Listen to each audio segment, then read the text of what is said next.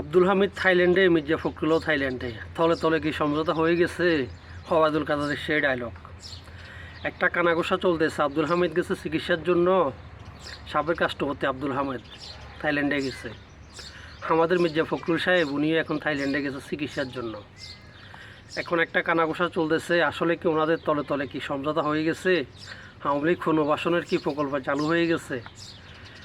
এটা একটা কানাঘোষা চলতেছে সবার মাঝে। জানি না কতটুকু সত্য, তবে সেটা যদি হয় সেটা আমাদের জাতির জন্য দুর্ভাগ্য হবে। মির্জা ফখরুলের কার্যক্রম সন্দেহজনক এবং 5ই আগস্টের পর থেকে ওনার বক্তব্য খুবই সন্দেহজনক। নির্বাচন নির্বাচন নির্বাচন, ও যতবার উনি নির্বাচনের কথা বলছে অতবার যদি পাশে এর সাথে সংযুক্ত করতো বিচার, সংস্কার, নির্বাচন, তিনোটা আমরা চাই, তাহলে অনেক আগে সব কিছু হয়ে যেত।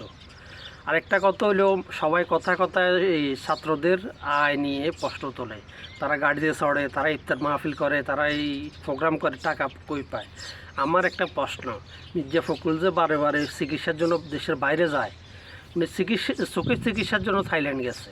বাংলাদেশে কি চোখের চিকিৎসা নাই? আমাদের চোখের চিকিৎসা কি হচ্ছে না দেশে? আমাদের পরিবারের হচ্ছে না? ওনার এই চিকিৎসার টাকাটা কে দেয়? কোথার থেকে আসে এই টাকা? কারা দেয়? সেটা কি সাংবাদিকেরা, যারা সুশীল নামের, ওই আগে ছিল সাংবাদিক নামে দাম্বালিক, এখন যে সাংবাদিক নামে সুশীল, তারা কি এই প্রশ্নগুলো করবেন ওনাকে? এমন বিএনপির যারা করেন, আপনারা কি এই প্রশ্নগুলো করবেন? একটা কথা বলে, যে যে দল করেন সবার আগে দেশ, কখনো অন্ধভক্ত হবেন না কারো ব্যক্তি এবং কোনো দলের অন্ধভক্ত হবেন না। আমি যে দলে করি সেই দলের সমালোচনা করার আমার সেই মন মানসিকতা থাকতে হবে।